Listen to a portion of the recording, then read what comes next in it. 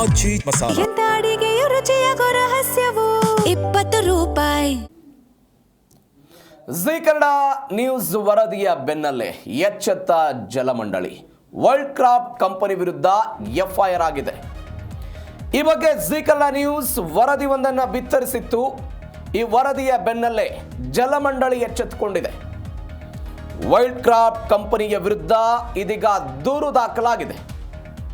ಕಟ್ಟಡ ಮಾಲೀಕನ ವಿರುದ್ಧ ಎಫ್ಐಆರ್ ಆಗಿರುವುದು. ಚೆನ್ನಿಗಪ್ಪ ಇಂಡಸ್ಟ್ರಿಯಲ್ ಏರಿಯಾದಲ್ಲಿರುವಂತಹ ಕಂಪನಿ ಇದು. ಅಕ್ರಮವಾಗಿ ಜಲಮಂಡಳಿ ಒಳರ ಚರಂಡಿಗೆ ಮಲತ್ಯಾಜ್ಯನ ಬಿಡ್ತಾ ಇರುವಂತಹ ಪ್ರಕರಣ. ಈ ಬಗ್ಗೆ ಜೀ ಕನ್ನಡ ನ್ಯೂಸ್ ವರದಿ ಪ್ರಸಾರ ಮಾಡಿತ್ತು. ಜೀ ಕನ್ನಡ ನ್ಯೂಸ್ ವರದಿಯ ಬೆನ್ನಲ್ಲೇ ಇದೀಗ ದೂರು ದಾಖಲಾಗಿರೋದು. ಜಲಮಂಡಳಿ ಅಧಿಕಾರಿಗಳು ನಡೆಸಿದಂತಹ ಮಹಜರ್ನಲ್ಲಿ ಇದೆಲ್ಲವೂ ಕೂಡ ಪತ್ತೆಯಾಗಿದೆ. ಸಾಮಾಜಿಕ ಕಾರ್ಯಕರ್ತ ರಾಮಲಿಂಗೇಗೌಡ ನೀಡಿದ್ದಂತಹ ದೂರಿದು. ಇದೀಗ ವರ್ಲ್ಡ್ ಕ್ರಾಫ್ಟ್ ಕಂಪನಿಯ ಅಕ್ರಮ ಪತ್ತೆಯನ್ನು ಜಲಮಂಡಳಿಯವರು ಪತ್ತೆ ಹಚ್ಚಿದ್ದಾರೆ. ದೂರಿನ ಆಧಾರದ ಮೇಲೆ ಮಾಲೀಕನ ವಿರುದ್ಧ ಪ್ರಕರಣ ದಾಖಲಾಗಿದೆ. ಇದು ಜೀ ಕನ್ನಡ ನ್ಯೂಸ್ ವರದಿಯ ಇಂಪ್ಯಾಕ್ಟ್ ಸ್ಟೋರಿ. ಚೆನ್ನಿಗಪ್ಪ ಇಂಡಸ್ಟ್ರಿಯಲ್ ಏರಿಯಾದಲ್ಲಿ ಕಾರ್ಯನಿರ್ವಹಿಸ್ತಾ ಇರುವಂತಹ ವರ್ಲ್ಡ್ ಕ್ರಾಫ್ಟ್ ಕಂಪನಿಗೆ ಸಂಬಂಧಪಟ್ಟಂತಹ ಕಟ್ಟಡದ ಮಾಲೀಕರ ವಿರುದ್ಧ ಇದೀಗ ಎಫ್ಐಆರ್ ದಾಖಲಾಗಿದೆ. ಕಂಪನಿ ಕಾರ್ಯನಿರ್ವಹಿಸ್ತಾ ಇರುವಂತಹ ಕಟ್ಟಡದಿಂದ ಅಕ್ರಮವಾಗಿ ಜಲಮಂಡಳಿಯ ಒಳಚರಂಡಿಗೆ ಮಲತ್ಯಾಜ್ಯವನ್ನು ಬಿಡಲಾಗ್ತಾ ಇದೆ ಎನ್ನುವಂಥ ಆರೋಪ ಕೇಳಿ ಬಂದಿತ್ತು. ಈ ಬಗ್ಗೆ ಜೀ ಕನ್ನಡ ನ್ಯೂಸ್ ವರದಿ ಪ್ರಸಾರ ಮಾಡಿತ್ತು.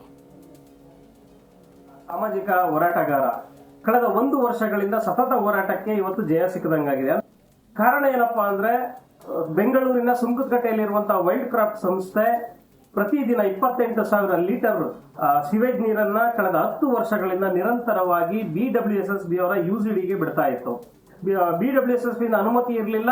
ಆದ್ರೆ ಕರ್ನಾಟಕ ರಾಜ್ಯ ಮಾಲಿನ್ಯ ನಿಯಂತ್ರಣ ಮಂಡಳಿಗೆ BWSSB ನಾವು ಅನುಮತಿ ಪಡೆದಿದ್ದೀವಿ ಅಂತೇಳಿ ಸುಳ್ಳು ದಾಖಲಾತಿಗಳನ್ನು ಕೊಟ್ಟು ಪರವಾನಗಿನ ತಗೊಂಡಿತ್ತು. ಇವತ್ತು ನಮ್ಮ ಈ ಒಂದು ಹೋರಾಟಕ್ಕೆ, ಕಳೆದ 1 ವರ್ಷದ ಸತತ ಹೋರಾಟಕ್ಕೆ ಇವತ್ತು ಜಯ ಸಿಕ್ಕಿದೆ. ಯಾಕೆ ಅಂದ್ರೆ BMTF ಅಲ್ಲಿ ಇವತ್ತು ಎಫ್ಐಆರ್ ಆಗಿದೆ. ದಿನಾಂಕ 6/8/2026 ಈ ಬಗ್ಗೆ ಹೆಚ್ಚಿನ ಡೀಟೇಲ್ಸ್ ಕೊಡ್ತಾರೆ ನಮ್ಮ ಪ್ರತಿನಿಧಿ ಪ್ರಸನ್ನ ದೇವನವರು ಫೋನ್ ಸಂಪರ್ಕದಲ್ಲಿದ್ದಾರೆ. ಪ್ರಸನ್ನ, ಜೀ ಕನ್ನಡ ನ್ಯೂಸ್ ವರದಿಯ ಒಂದು ಫಲಶ್ರುತಿ ಇದು. ಏನೆಲ್ಲ ಆಯ್ತು ಬೆಳವಣಿಗೆ ವರ್ಲ್ಡ್ ಕ್ರಾಫ್ಟ್ ವಿಚಾರದಲ್ಲಿ?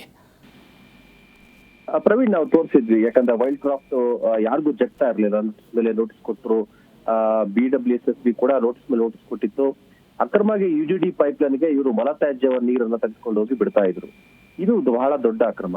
2 ಪಾಯಿಂಟ್ಸ್ ನ ಗಮನಿಸಬೇಕಾಗ್ತದೆ. ಮೊದಲನೇ ಪಾಯಿಂಟ್, ಇದೇ ಏನು ಒಂದು ಬಿಗ್ ಬಾಸ್ ನಡೀತಾ ಇದ್ದಂತ ಸ್ಟುಡಿಯೋದಲ್ಲಿ STP ಇಲ್ಲ ಅಂತ ಹೇಳಿ ಅದನ್ನ ಕ್ಲೋಸ್ ಮಾಡಿದ್ರು, ಬೀಗ ಮುದ್ರೆ ಹಾಕಿದ್ರು. ಆದ್ರೆ ಇಲ್ಲಿ ಓಪನ್ ಆಗಿ ನೇರವಾಗಿ UGD ಪೈಪ್ಲೈನ್ಗೆ ತ್ಯಾಜ್ಯ ನೀರನ್ನ ಬಿಡ್ತಾ ಇರೋ ಜೊತೆನಲ್ಲಿ STP ಇಲ್ಲ. STP ಹಾಕೊಳ್ಳಿ ಅಂತ ಹಲವು ಬಾರಿ ನೋಟಿಸ್ ಕೊಟ್ಟರು, ಇವರು STP ಹಾಕಿಲ್ಲ. ಆದ್ರೆ ಈ ಒಂದು ಕಂಪನಿಗೆ ಬೀಗ ಮುದ್ರೆಯನ್ನ ಯಾಕೆ ಹಾಕಿಲ್ಲ ಅನ್ನುವಂಥ ಪ್ರಶ್ನೆ ಈಗ ಉದ್ಭವ ಆಗಿರುವಂತದ್ದು. ಈ ಎಲ್ಲಾ ಪ್ರಶ್ನೆಗಳನ್ನ ನಾವು ತೋರಿಸಿದ್ದೇವೆ, ಸ್ಟೋರಿ ತೋರಿಸಿದ್ದೇವೆ. ಅದಕ್ಕೆ ಸಂಬಂಧಪಟ್ಟಂತೆ ಇವ್ರಿಗೆ ಕೊಟ್ಟಿರುವ ನೋಟಿಸ್ ಕಾಪಿಗಳನ್ನು ನಾವು ತೋರಿಸಿದ್ದೇವೆ. ನಮ್ಮಲ್ಲಿ ವರದಿ ಪ್ರಸಾರ ಆದ ನಂತರ ಏನು BWSSB ಅಧಿಕಾರಿಗಳು, ಜಲಮಂಡಳಿ ಅಧಿಕಾರಿಗಳು BMTFಗೆ ದೂರನ್ನ ಕೊಟ್ಟಿದ್ರು, ಆ ದೂರನ್ನ ಪಡ್ಕೊಂಡು ಅವ್ರು ಸುಮ್ಮನಾಗ್ಬಿಟ್ಟಿದ್ರು. FIR ಹಾಕಿರ್ಲಿಲ್ಲ. ಈಗ FIR ಅನ್ನ ಹಾಕುವಂತ ಕೆಲಸವನ್ನ ಮಾಡಿದ್ದಾರೆ. FIR ಹಾಕಿ ಸಂಪೂರ್ಣವಾದ ತನಿಖೆಯನ್ನ ಮಾಡ್ಲಿಕ್ಕೆ ಮುಂದಾಗಿರುವಂತದ್ದು. ಆ ಗಂಗಾಧರ್ ಮೂರ್ತಿ ಅಂತ ಹೇಳಿ ಆ ಕಂಪನಿ ಏನಿದೆ, ಆ ಜಾಗದ ಮಾಲೀಕ ಏನಿದ್ದಾರೆ, ಅವ್ರ ಮೇಲೂ ಕೂಡ FIR ಹಾಕಿ ಈಗ ತನಿಖೆಯನ್ನ ಆರಂಭ ಮಾಡಿರೋದ್ರಿಂದ ಇದು ಜೀ ಕನ್ನಡ ನ್ಯೂಸ್ ಬಹುದೊಡ್ಡ ಒಂದು ಇಂಪ್ಯಾಕ್ಟ್. ಮುಂದಿನ ದಿನಗಳಲ್ಲಿ ಇದನ್ನ ಫಾಲೋ ಅಪ್ ಕೂಡ ನಾವು ಮಾಡ್ತೇವೆ. ಎಸ್ ಪ್ರಸನ್ನ, ಥ್ಯಾಂಕ್ ಯು ನಿಮ್ಮೆಲ್ಲ ಡೀಟೇಲ್ಸ್ಗೆ.